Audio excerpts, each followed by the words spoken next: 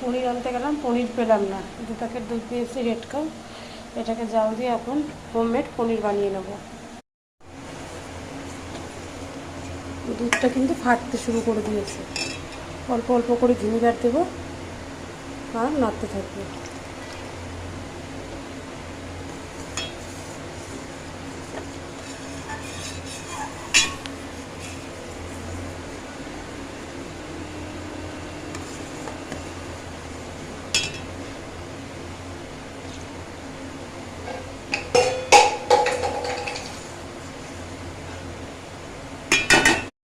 ছানাটা আমি এবার ছেঁকে নেব।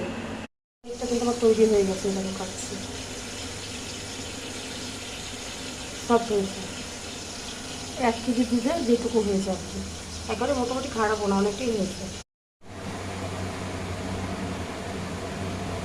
আলু দিয়ে, সয়াবিন দিয়ে আর তৈরি করা পনির দিয়ে রান্না করব।